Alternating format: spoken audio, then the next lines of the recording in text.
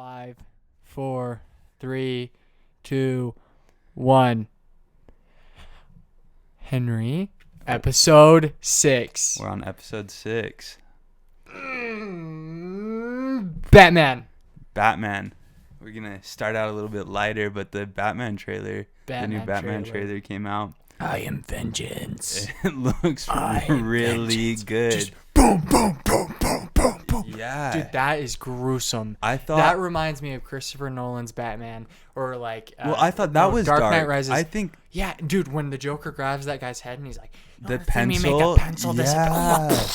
It's like that dark, which I think you kind of have to go there with Batman. Oh yeah, 100%. Yeah. That's kind of the only way it works, but I think it's gonna be good. Robert Pattinson gets a bad rap for Twilight, but he's done so many other good movies. Dude, he's got a good. He's gonna have a good year with Tenet and Batman. Oh, I guess Batman is next year though. Batman will be next year, but yeah, he'll have a good string of movies. Because I think I've heard good things about Tenet so far. I haven't. It's not out in the U.S.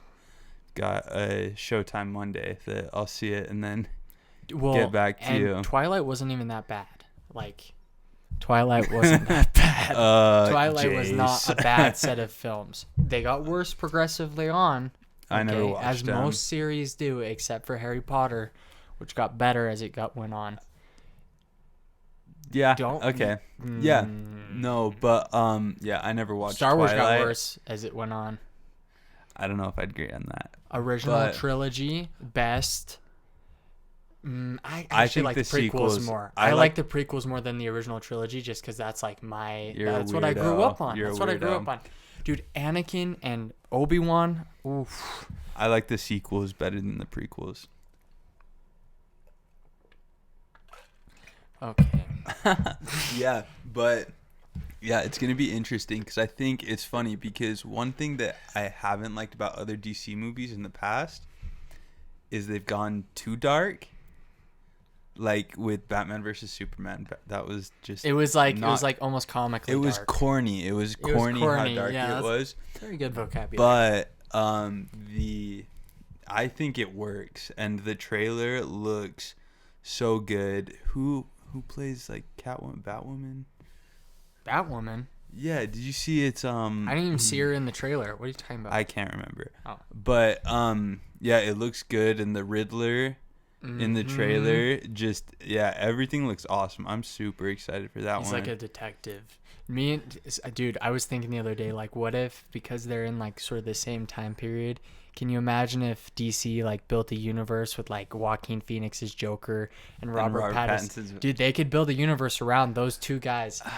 They could. But I don't. Even if they don't want to build a universe, just make a movie. Make a freaking Batman movie where he faces off against Joaquin Phoenix's Joker. That would be sick. I don't know how well that works. Because I don't know. I liked Joker as standalone. Like it didn't so much feel like a super villain movie, but superhero movie. As it was more a commentary on like mental illness. Like that if Joker wasn't attached, if it was just like a crazy guy, it would have been the same movie. No, but all the articles that were like, this is a movie about incels and it's going to inspire incels to go shoot at movie theaters. Did you know that they were saying that? They were like, this movie's going to inspire incels to go shoot at movie theaters. Do you know how many people got shot because of Joker? Zero. Nobody that we know of. And it was a big deal. Like people, I mean, I bought into it a little bit. I was like, I don't know if I'm at the theater watching it opening weekend and somebody's like dressed up as Joker. I'm not a fan of that. Especially in Utah where they're like, you can get a concealed weapons permit at 18 and like you can carry around a gun. It's 21. It's 21. No, it's not. Not in Utah. You can have a handgun. Utah is one of the special restriction states that you can get a concealed weapon permit at 18. But you can't get a handgun until 21. Yeah, in most states, in Utah, they redid the law. It's not that federal law doesn't apply in Utah. I'm telling you right now. I don't know. We'll check it out. But you're wrong about this. You're wrong about this, and I'm right about this. We'll check it out. But yeah, no, I definitely like all the articles leading up to Joker coming out were like this is like, people should be worried. Should this even be released? Like, it shouldn't be released. Well, how about do you remember, I think it was in 2008, long time ago, when that movie theater got shot up in Colorado, Aurora. Yeah. In Aurora. Yeah. How crazy was that? Well, it was at Batman. Yeah. Right? Now, like, cops are at movie theaters. Like, if we... I guess I just said where we live. Yeah, we might have to take that out. Yeah, we should Anyway, probably take that there's out. like police officers at the movie theater. Yeah, there's police officers at the movie theater. Yeah, but it's crazy, and that's why. But I mean, everything that came out about that movie before it came out, like when people had just seen it at film festivals and stuff, was like, this could be a rallying cry for incels. Like, it shouldn't be released. It's a call to violence, and it's gonna be dangerous. And nothing happened. Nothing ever came of it. Liberals love to complain. That's their favorite thing lately. It's weird. Far left, like, you get like a 22-year-old boy that like gets done writing his poems and his poetry, and he goes on his blog or Reddit and he goes, oh, this movie's gonna inspire incels like myself to go and shoot up movie theaters. Yeah. These are the type of people that are doing this. You don't see like moderate liberals that like have an open mind, probably smoke a little bit of weed. Those kinds of people aren't the ones going on and like writing this stuff. Yeah, it's all the people that are like on Instagram saying, oh, who am I gonna cancel today? Well, it's a combination of like shock journalism, and like they take maybe I could see where if you were taking it to the extreme, you could say, oh, somebody might identify with this and it's extremely violent, and they might maybe do something if they're already mentally ill. And then they take it to that extreme. They take it and act like that's reality. Yeah. What's crazy is the movie is about mental illness, and they're totally like, right, when they write stories about that, they right. totally are stigmatizing like mental illness, because somebody that goes and watches that movie and does something, acts out, is mentally ill. Like, not, I mean, especially after we saw it, like there's nobody that's completely normal, like totally fine person. Yeah, it's not a commentary on incels. It's a commentary on mentally ill people and how the government, which is true, has like turned their back on mentally ill people. Exactly.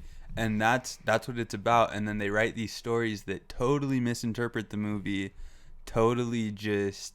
Yeah, deliberately. Like 99% of these people went and saw Joker and left and were like, oh, that's a good movie. But they can't say that. They can't say it's a good movie because they have to they have to appeal to their audience of all these like people that want to cancel other people. I saw there was some pundit, like reviewer, that said, like, gave it like a 1 out of 5, said Joaquin Phoenix's performance was awful because of those reasons, like those crazy reasons. Joaquin Phoenix won the Oscar for Best Actor. He won everything, right? He won... Wait, what is Golden Globe? Golden Globe is movies, right? Yeah. He won Golden Globe. He won Oscar. He won all the acting. He swept all of the acting awards. And somebody came out and said, well, this movie appeals to incels. And I don't know if that's a commentary so much on, especially when you look at it through the frame of the movie where it's about the government like turning their back on people with mental illness. I think it's more it's definitely more of a commentary on the government than it is on the individual. Right? Like, the movie's about the failure of the government more than like Joker going crazy. But that was a weird time when there was all that fear coming out about that. While we're on the subject of kind of superhero movies, before we move on to other topics, we're recording this Friday night, so it's breaking news for us, but Chadwick Boseman, the guy that played Black Panther, passed away really sadly. Sad. Yeah. Sad. That was, if not my favorite, one of my favorite Marvel movies. Liked it a lot. I was a huge fan of it. And even, I mean, us, like, we didn't even get the full impact of it, because I've heard a lot of people talk about how important that movie was to them for representation. Like, I think we probably take it for granted that we can go to a movie and a lot of the movie stars and characters we picture, because that's what movies are about, is like picturing yourself. Well, some of them, superhero movies especially, is like picturing yourself in that position as those people. And it's a lot harder to do that when no one looks like you. Right. So I've heard, I mean, so many people talk about Black Panther, how just amazing it was for them to get representation in film like that. It was cool. And that's like unexpected, because I had never heard that he had, I think it was colon cancer. I never heard that. I didn't know he was struggling with a battle against colon cancer. It was like unexpected. They said he got diagnosed in 2016 with stage 3 colon cancer, and just has been battling. And he filmed stuff like during that. When did Black Panther come out? 2018, I think. Maybe a little bit earlier than that. Maybe a little bit earlier. Endgame was 2018. Oh gosh, wow. Yeah, dude. That's crazy. It came out the same year as Endgame. Black Panther? Yeah, I'm pretty sure. Maybe I'm wrong. I'm almost positive. But yeah, so he did that, all of that, like battling, and even in the statement that his family put out, they said like he was filming all that stuff and doing everything in like between surgeries and chemotherapy treatment, and just that's crazy. I can't even imagine how difficult that is. And I know, I mean, when Black Panther came out, it was a phenomenon. Like, it was, I think it grossed more domestically than Endgame or Infinity War. That's crazy. That, I mean, that really speaks to kind of the patterns in entertainment, that like how much that really meant to people to see a movie like that it did so well. Yeah, it's cool. It's too bad. Like, yeah, it's just so unexpected. Like, he was such a great actor too. Like, Black Panther 42. Black Panther was an awesome. He was yeah. I mean, he was in a lot of great movies, and I mean, obviously we haven't met him. Like, we don't know him personally, but everything I've seen of him, like public appearances, he just seems like this awesome, like upbeat guy, like great, and everything I've heard from, not like directly, but like seen publicly about people talking about him, especially in the wake of his passing, is just people are like, this is devastating. Like, I mean, he's just so awesome, and it's crazy. 2020's been a crazy year. Yeah, it's stuff like well, that. It keeps getting crazier, dude. There was I don't know his name, but the African American guy in what was it? Not Missouri. It was Wisconsin. Jacob Blake. That's what it is. Got shot 7 times in the back. So just to give, for those who don't know, to give like some narrative on it, what's been reported so far, widely reported, is that he was breaking up a fight. The police were called. He did refuse to follow police instructions, but they were following. Doesn't matter. It doesn't justify. Right. Exactly. I'm not trying to justify it, but this is just the story. But the police officer essentially followed him to his car. As he was entering the car, the police officer had his gun against his back, literally like this far, like literally against his back, and shot 7 times. Yeah. 7 times. Dude, I don't get it. Like, what am I missing here? What's not clicking in my head? Why do you have to shoot someone 7 times? Granted, you know, I can't imagine how difficult it is to be a police officer. I couldn't handle that profession. For sure, but like, that's a very stressful profession. But if you feel the need to shoot someone 7 times, I mean, it's one thing to shoot someone 1 time, dude, but to shoot someone 7 times, and I get it, shoot to kill. Like, you should only shoot your weapon if you're prepared to kill someone. But that's just like overkill, dude. Like, that's like shooting a dead horse, literally. It's not. Well, he survived. That's the craziest bit. Yeah, and I think he's paralyzed now, and which is just, I mean, not condolences because he's survived, but I mean, just like thoughts and prayers go out to him and his family. Right. And it's just, it shouldn't happen. It shouldn't happen. I don't know what the change can be that how you make that change where we don't see that happen anymore. Because I don't know if I think it's more about the system and their training than it is about like any individual cop being racist or prejudiced. I don't know. I think it's something that they are like automatically trained to do that, and it just needs to change. I mean, we've seen already this year, like George Floyd, Breonna Taylor, Jacob Blake now. Just, I mean, all three of those are just like horrible situations. Right. I'll tell you what needs to happen. So essentially what's happening is you're having two sides. You're having a side that is mostly white people saying, look, like, all lives matter. I'm going to back the police, because what's being communicated on social media by people that are probably not the right people to be representing like the Black Lives Matter movement is like, all cops deserve to die, like defund the police. Yeah. I don't think that's the message of like BLM, for example. I've never subscribed to that. I think that until both sides are ready to come together for a conversation and say, look, both of us, like both sides, have to be prepared to fix this problem. And until both sides can do that, I think we're gonna keep seeing this. And I'll be the first one to say, like, this is something that I would vote for Joe Biden. I can tell you right now that Joe Biden will be better for this than Trump. I understand Joe Biden has made, he passed the crime bill. He's done a lot of things to affect African Americans. But I can tell you, just from what I've seen of his campaign, this is something that's going to be important to his administration. And I can tell you that he's going to do more Trump hasn't done anything. Almost anything. He's set up like a police database so they can track like offenders that go from one police station to another. There's like been a few things.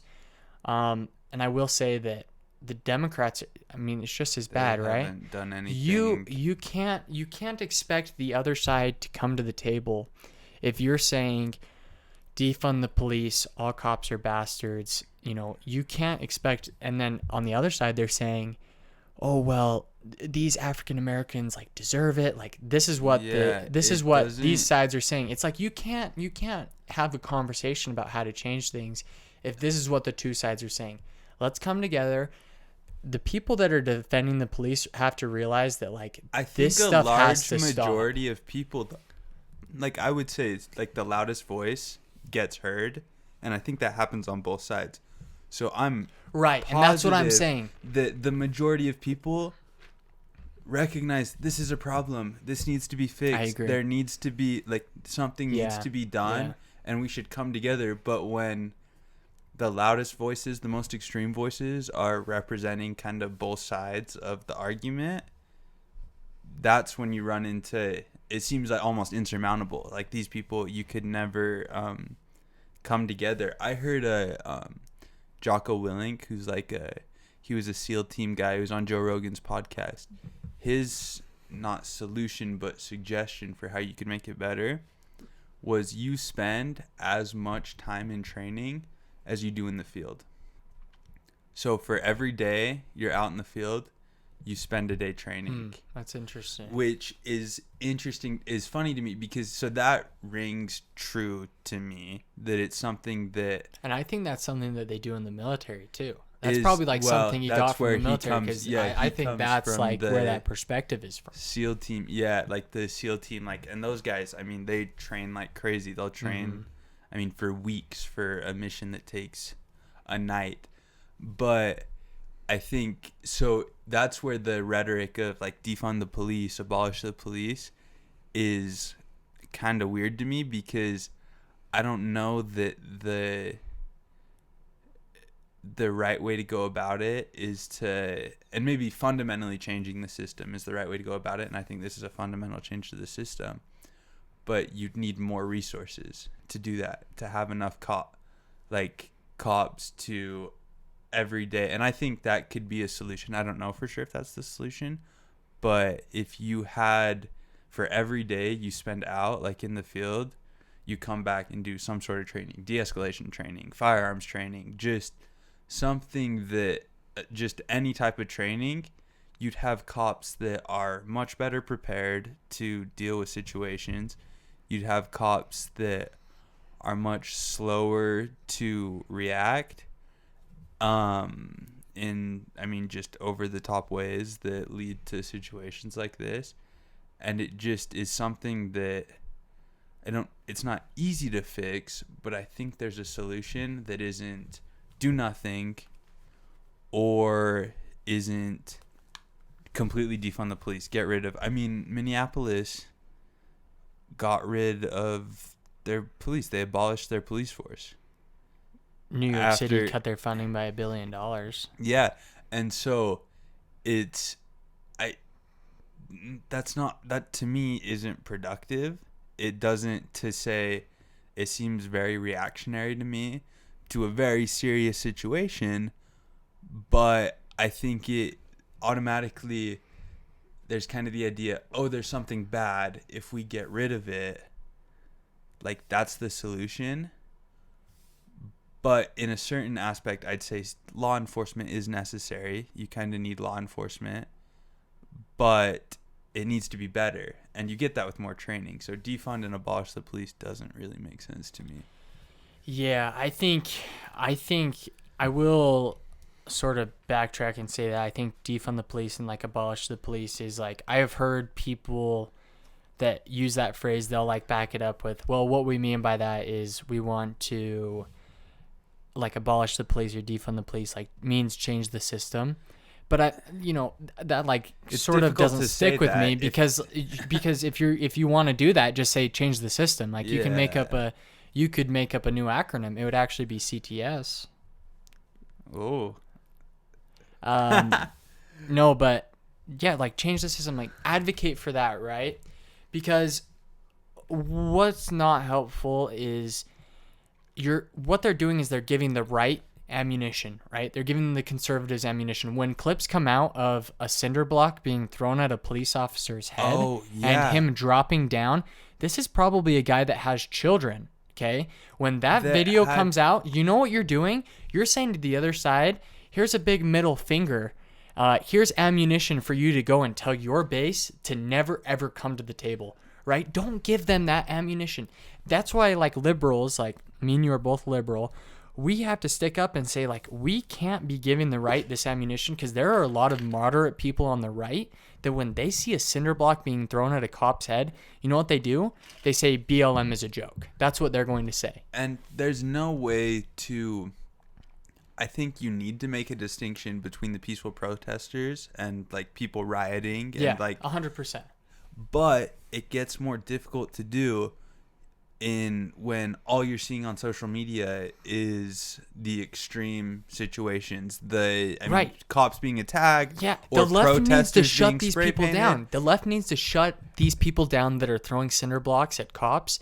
These peaceful protesters need to say, get out of like the protest, get out. And it has happened. You're right. I was just about to say that. It has happened. And that's good. That's great. And I think you need to come out, and they're starting to, because to come out and say, hey, like, this doesn't represent like our movement. We don't want this, because it just gives the movement a bad name, like a bad rap, and gives people an opportunity to say, you know what? I mean, if I'm seeing these like buildings being burnt down, like there was a story the other day that people like lit a building on fire and were trying to cement the door shut with cops inside.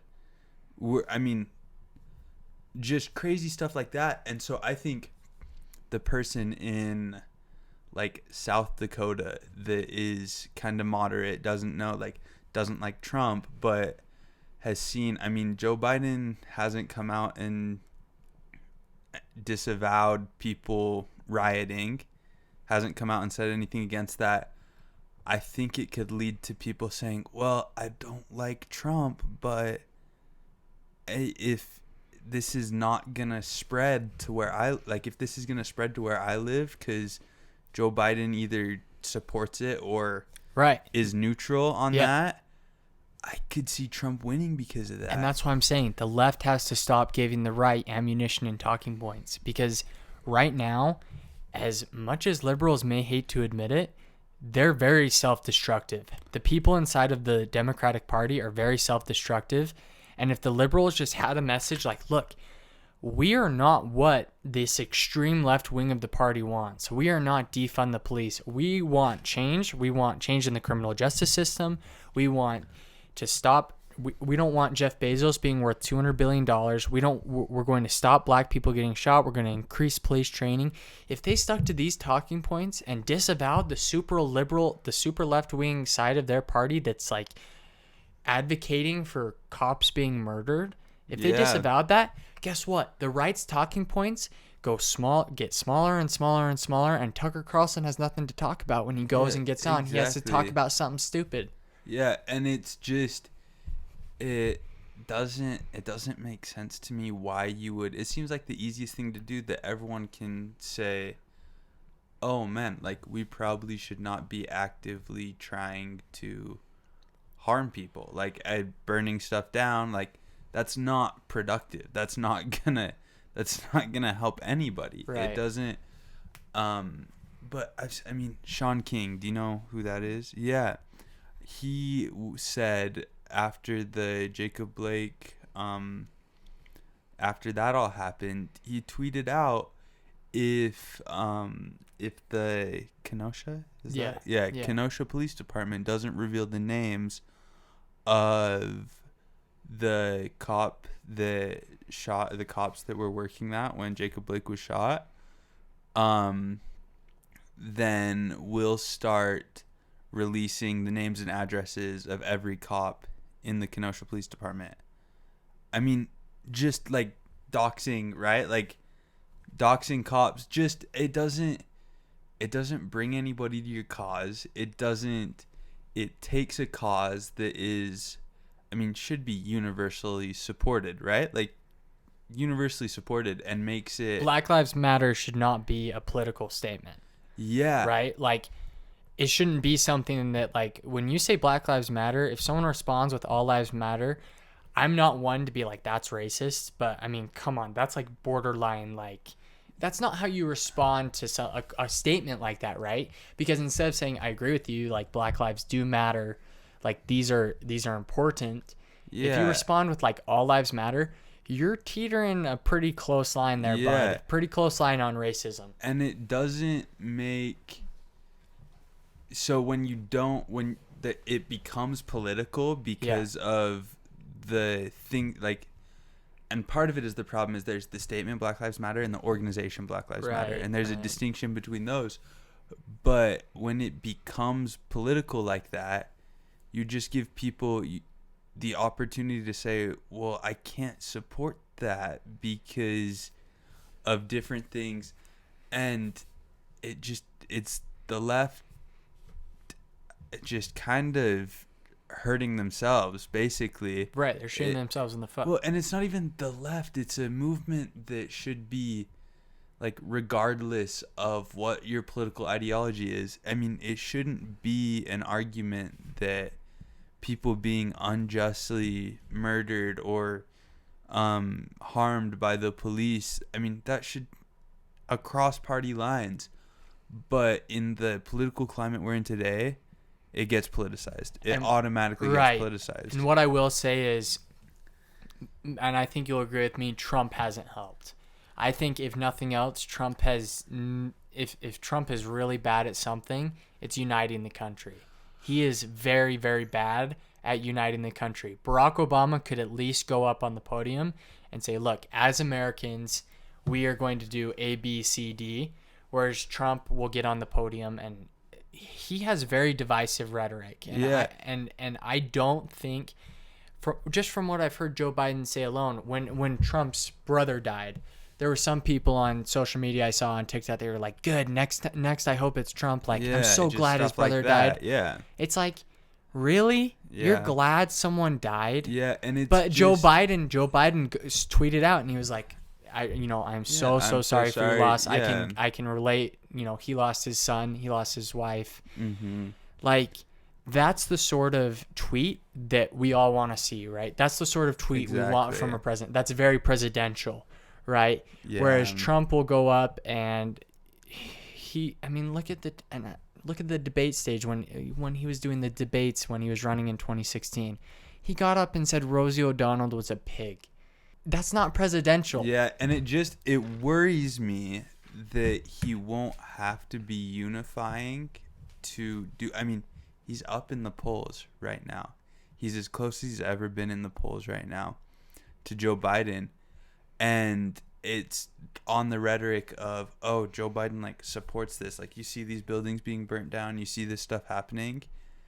And it worries me that rhetoric is going to win him over for people that are kind of on the fence and are like, well, I don't want this to be happening. And it's not unifying. It just creates like an in-group and an out-group that are at odds with each other. And it's scary to see that seems to be working. And I think you're seeing that the left, the Democratic Party, is realizing that, because more and more it's happening locally. Governors of cities are coming out and saying, hey, like, we got to stop this, like, the violence. The violence isn't productive. The violence doesn't help anything.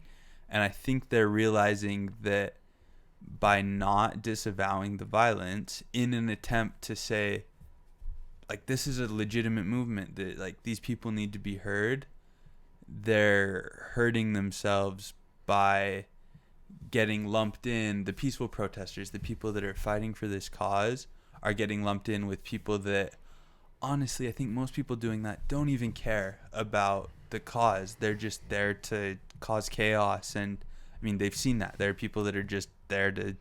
I wouldn't say most people, but certainly some people. Yeah, there's some people that just... you just have to disavow the people. Yeah, absolutely. And I think that fixes the problem. And Trump is gaining ground in the polls because he's come out and said, look at this, look at Portland, look at Kenosha now, like, look at these places, look at Washington, D.C., Seattle. Like, do you want your home to look like that? Because this is what's going to happen under Joe Biden, because he hasn't come out against that. And I, to a certain extent, I understand why it's happening. Like, this issue is like a huge deal. And I understand why people are frustrated and are doing it. I just don't think it's productive. And I think the looting and rioting. Yeah, exactly. And I think it gives Trump more ammo to come back against use against Joe Biden and the left and liberals, Democrats, that might win him re-election. I just worry that, first of all, I worry if Trump gets reelected. I feel like Joe Biden is like the safest bet you could take because he's so mainstream. He's like, if you loved the politics of Barack Obama, you're gonna love the politics of Joe Biden. Like, it's Barack Obama. It's establishment politics, right? Yeah. Establishment politics to me right now is safer than Trump, because if things continue how they are, it's gonna take one big deal, like say a cop makes a bad decision and starts like shooting at rioters and they start rushing him and he just starts shooting and say like 4 people die. This is gonna like seriously reverberate throughout the entire nation, and you're gonna see a lot of places like in serious disarray. Well, everything's just amped up right now. I mean, is it because I can't tell. Like, I just see stuff on the news. I see like the worst parts of everything. I think that like in mine and your lives, and I understand like we come from a place where we don't have to experience the same like hardships that black people have to, but like I think that if you were to go down on the streets of like Baltimore or Kenosha and ask like an average person, like an average African American, like, what do you think the best step forward is? Like, I don't think they're going to say defund the police. You know what I think they're going to say? I think they're going to say, look, we have to do criminal justice reform. We have to give police more training. I just don't see a lot. I think it's like you said, right? We are seeing the worst of the worst people amplified. Mm-hmm. We're seeing the worst of the left going on being seen on Tucker Carlson and Sean Hannity, and we're seeing the worst of the right being shown on CNN and MSNBC. And I don't Do you know who's just as at fault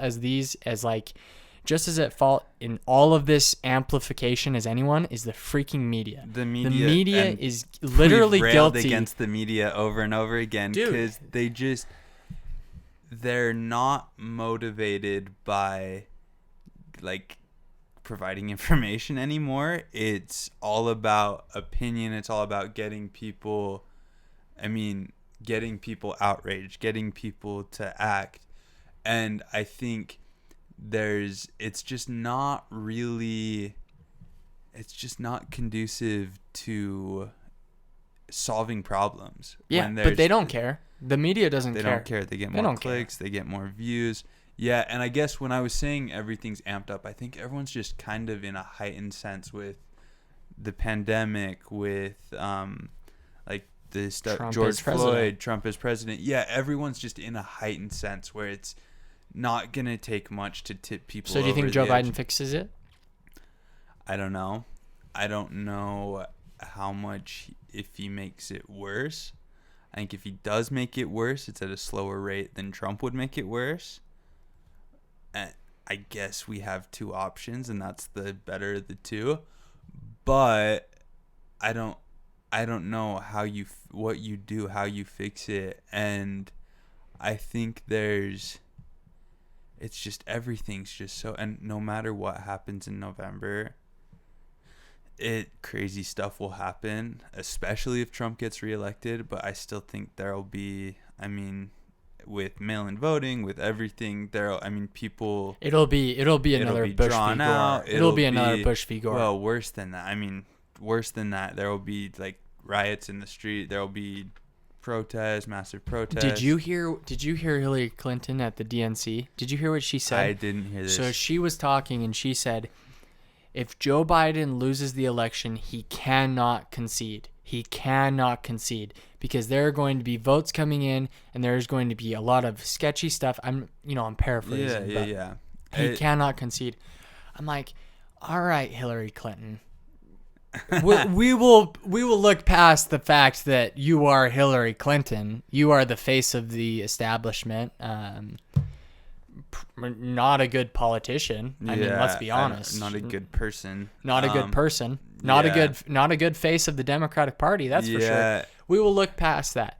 You cannot use your platform to say do not concede, because you know what's going to happen if Trump wins?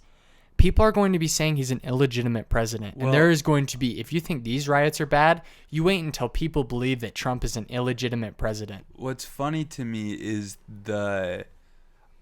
with all the recent kind of rhetoric from the left that, Trump's not gonna, Trump won't accept the results of the election, he'll never leave, they'll have to force him out. Who for the last 3 years has not accepted the results of the election? Who is already kind of setting themselves up to say, oh man, this election isn't going to be legitimate? It's the Democratic Party. But can you imagine Trump voters if Trump loses? It's gonna be bad. And he loses by 5,000 mail-in votes in Nevada. I don't know what's gonna happen. Can you imagine Trump voters with their Second Amendment just pulling up with their 50 calibers? This is some bull crap or MAGA. That could be bad too. And you know what? Nothing draws a crowd like a crowd, right? Exactly. And it just gets worse. And that's why everything's just in a heightened state right now. And so it's just going to take a little bit to push it over the edge, and it doesn't matter what side it comes from. We're on this precariously balanced, not even balanced very well, seesaw. And anything on either side that happens is going to push it over the edge and throw everything out of whack.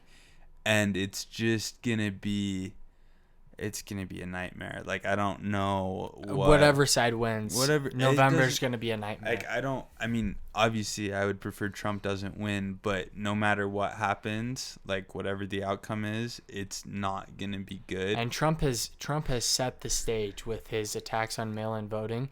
He has set the stage to lose. It's going to be a catastrophic loss. Yeah, what's weird to me about Trump is when, like, he sets the stage like that, it seems like there's all this stuff that he's like he's set up, like mail-in voting can't be trusted, like this is going to be like the biggest voting fraud scandal like in American history. And then when he's directly asked about like, what will you do if you lose, he's like, I'll leave. Probably go play golf. I don't like whatever. So I don't know. It's weird. Maybe. See, and that's where I sort of agree with you. Like, I don't think it'll be Trump making a big deal. Like, when people say he's not going to leave the office, he's like, yes, he is. Do you think Trump really cares enough to be dragged out by the military? Like, he doesn't. He just doesn't. Well, he can go make his money back that he's lost. He's a billionaire. Yeah, he's dude, a billionaire. He has like 10 years of his life left. He would probably just go golf. He golfs all the time. So I think the only reason I think it'll be worse if Trump wins than if Trump loses is I think Trump has the ability to say, like, he has more of a chance to be like, okay, guys, like, we lost. I don't know if he'll do that. I don't think he'll do that. But if Trump wins and Joe Biden says, okay, we lost, whatever, doesn't matter. Doesn't matter what he says. Whereas if Trump lost and told his supporters, like, he won't. Okay, he won't. But, like, I don't know. Do you agree with me that if he did? Yeah, it'd be huge, but it's just not in his character. He has always played to the people that like him. But even if, do you think that if he goes out without a fuss, doesn't make it be like, doesn't say, oh, like, mail-in voting's a sham? I think it'll help, yeah. So that's where I'm a little bit more optimistic if Trump loses than if Trump wins. It just, the reaction from the left if Trump wins is scary. But I'm telling you, dude, if Trump loses mail-in voting and he says this is like not a legitimate election, which he very well could. He could. Like, that could be bad. I don't know how it ends. While we're on the subject of protests and kind of that stuff, what about the kid in Wisconsin that shot the protesters? So maybe you can fill in the story, but here's how I understand it. Someone had thrown a plastic bag at a young white teen carrying a large assault rifle, because that's normal. A lot of young white teens, whatever, weirdo. He's a total weirdo. He's carrying around a large assault rifle. From what I've heard that's been reported, a plastic bag got thrown at him and a scuffle ensued, and he shot a guy. As he's leaving, another man attempts to stop him, and he shoots at him, and he kills the second one, right? But he doesn't kill the first one, but the first one's in like critical condition. So from what I understand is, and I don't know, there's a lot of different stories as when stuff like this happens. Always there's a lot of different stories. I've seen the plastic bag thing, and I've seen the video of him being like it's like it was a plastic bag with like a Coke bottle in it. It was thrown at him. Big deal. Yeah, but so that happened, and I think from the initial video, he's getting chased. The person throws the plastic bag on him, and he's getting chased. And I've seen video that people are saying there's other shots before he shoots back. So I don't know. This is just what I've seen, and I'm not making a judgment or anything. I've seen people say that before he shoots, he's running away. In the initial, the bag gets thrown at him, someone's chasing him. And people are saying that in a video you can see muzzle flash from another gun that there's other shots, and that's when he See, turns I don't around. know if I believe that. I have to wait until the full story comes out to fully form an opinion. But here's what I'll say. If you show up to a protest with a big ol' AR and you're a white teen, you're probably there to instigate, right? The thing is, he's probably not there just standing silently with his weapon, looking like an American patriot, not expecting to shoot someone. You show up to a protest, he's with a loaded gun, you're probably going to shoot someone. To be fair, there's video of him earlier in the night, like assisting BLM people, like protesters, like with medical, like he had a medical kit and was like helping people. So I don't know. I don't think he should have done that. Say what you want about BLM protesters, but I don't think they're going to attack one of their own. I don't think if he was there supporting their cause, they would have attacked him. I mean, there's legitimately video of him. Sure, like, maybe he's helping them, but is he there for the BLM movement? No, I doubt it. I think he's there in an attempt to, is how he would say it. I mean, you can argue like whether. I think the intent is to protect. It was to protect like property that was getting destroyed. His? I don't know. Because that's a different story, but I haven't heard his property. It wasn't his. I think there's just there was a local group. I don't know, and he's I'm not a police officer. Him. No, but yeah, I don't. You can't defend him for doing that. And I think if you made the argument that the first time he shot somebody was self-defense, which I think is a stretch, is a stretch, but give him the benefit of the doubt.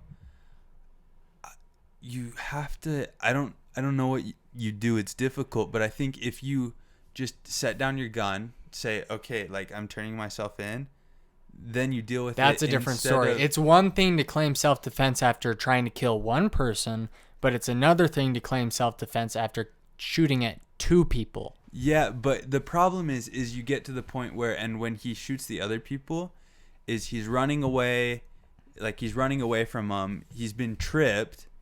They're coming after him, and that's when he shoots at them. And it's like it just got to the point where there's like no other, like it's just a boiling point, right? Like we've been talking about earlier, it's like everything's just on a razor's edge where it can go one way or the other. And but it should never have gotten to that point. Like he shouldn't have been there. He shouldn't have had a gun. He shouldn't. He should, like, it just shouldn't have never gotten to that point. And one thing, I don't, like, in no way defending the kid. I hate though the media pushing like kind of a false or like disingenuous story. Like the whole thing that's being pushed right now is, oh, he crossed state lines with a gun to come to this protest. Whatever, like that stuff. And technically he did cross state lines. I didn't know that. 15 minutes from his house. Kenosha's like his local town. So it's like if we drove 15 minutes down the road, like I mean, all the time you drive 15 minutes all the time. Like we had a soccer game today that's 15 minutes like away from where we live. But so I hate, and that's another thing about the media is there's never an attempt to, it's always like a Hollywood movie. It's always like a Hollywood movie. There's never an attempt to like not de-escalate, but just provide information, let people make a judgment, it's always, oh, we have to push this, like we need like this thing. And even with every story, you always, if you look more into it, you look at other sources, you find out, oh, well, maybe that headline and the article that I just read from CNN or Fox News, they're like pushed out like 10 minutes after something happened, wasn't completely true. Every time. There's never a time there's never a situation that gets reported on like immediately that if you wait, if you look at other sources, is correct. And that's, we talk about the media on this all the time, that it just seems disingenuous to me to misrepresent stuff like that. And see, I I have trouble like the kid hearing that story of that kid that showed up there pisses me off just about as much as anything, because in my opinion, if you're showing up to something like that, like you're showing up there to instigate, right? Like he showed up there, he knew what he was doing, right? He didn't show up there to just stand there, right? And although he may have been helping 50 different BLM protesters, but it's like, where did it start? Did he say something to someone? Did someone say something to him? That's what we don't know. The media will tell you, well, it's all his fault and blah, blah, blah. And Fox News will tell you the other way around, right? Yeah. That's what I can't stand about the media is like, although I already dislike this guy and what he did was terrible, the media is going to stand up like the CNN and MSNBC. There's no nuance. There's zero nuance in any story. I'm just like, and I'm not one of these people, but a lot of right-wing people watch that, and just to spite the media or spite someone on the left, they deliberately, they know they're wrong, but they'll take the other side just to spite the left, right? Yeah, it's like the mentality of the like underdog mentality. It's right, like always right, exactly. when people on the right like feel kind of beat down by the media, like it's always against them. It's like when there's an opportunity to like legitimately like, okay, like we should all kind of recognize like you shouldn't have done that, like whatever, let's go from there, figure out exactly what happened, where to go from there. It's like, oh well, he's the savior, like I've seen people calling him a hero for doing that, which is just, I mean, ridiculous. And and it happens on both sides, that it's just this like headline journalism, this Twitter journalism, that you get one or two lines to kind of convey a point. Yeah, everyone's a journalist now. There's no and I like the aspect of social media that it enables like a ton of communication, like free speech, people can talk, communicate, figure things out, but it doesn't get used like that. It's just it hasn't helped social relations. Yeah, and it's you end up with kind of especially the way like algorithms work is you just get like the platforms force you into echo chambers. Like how many times do you like, are you on YouTube and you like click a video and then all of a sudden it's like some conspiracy theory, or you click a video and now all of a sudden it's like, oh, like Trump bad, like some crazy, like I don't like it. Just the way those platforms are designed is you're way more likely to get what you're already thinking or what you're looking at like confirmed and get like go deeper and deeper. And they've like on YouTube especially, they've like released this, like this has been shown that the algorithm is made to push you deeper down the rabbit hole, deeper into whichever direction you're going. And that's just, it's not good to get stuck in like just in an echo chamber. I mean, that's one of the major problems with social media. And yeah, I love free speech. That's something that is super important to me, and I'm glad that the Supreme Court has been so strict about protecting free speech, because you look at countries like Britain, the EU, Canada, like a lot of these Western countries are starting to crack down on free speech, which is very ironic, right? Instead of going further towards democracy, that's a step back towards authoritarianism, where the government is literally restricting what you say. Yeah, I don't know. It doesn't make sense now, to me.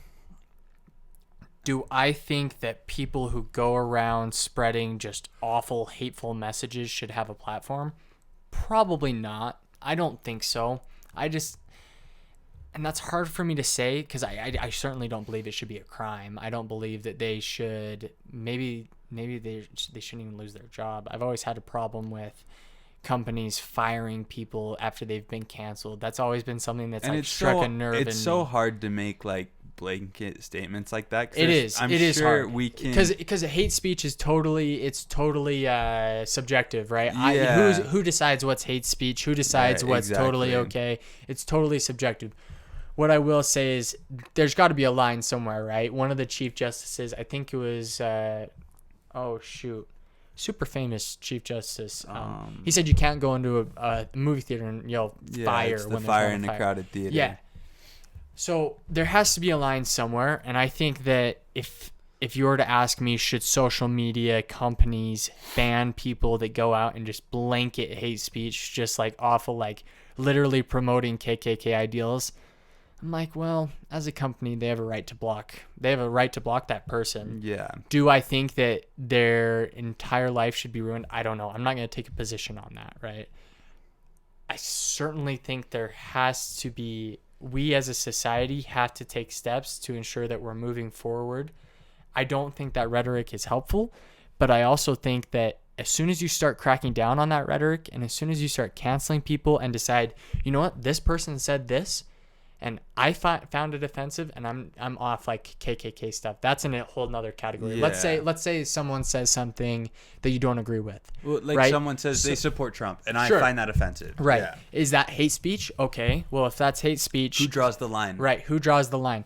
That's what worries me about banning hate speech, because if it's these tech giants deciding who draws the line, that's a scary world to live in, Well, Henry. and part when of the Mark problem- Zuckerberg is in his office and he's like, "Oh, I let's don't see like that what one. I word don't will like be that banned one." today." And then he drinks his water like a lizard, and the little lizard man, he like pulls off his face skin, and he's a cyborg. Yeah. Oh, it's a good thing we're making fun of Facebook and not YouTube. We don't post on Facebook. Yeah. But it's like, it's just, and we've talked about it before on the podcast, the section 230, 130. You're talking about the thing that prevents social media companies from getting sued? Yeah. It's like, I'm totally willing, if you don't get that protection, to say, okay, ban whatever you want on your platform. Yeah. But where the issue is these platforms have, almost, people can post whatever they want, and there's no retribution, almost in most cases, no retribution against the platform. And so I think that's good in a lot of aspects, right? Like, that's necessary. But there's also kind of the aspect that if the social media platforms start, not arbitrarily, but start picking their own lines of who they're going to ban and who they won't. And maybe at the start, it's something that everyone agrees on, right? Like, somebody like actively promoting the KKK should not be on Twitter. Like, everyone should agree on that. Would you agree with that? I think so. I don't know. I don't like that. It's probably more nuanced than I'm Should they making lose it, their but job? just as an example, I think that's the employer's decision.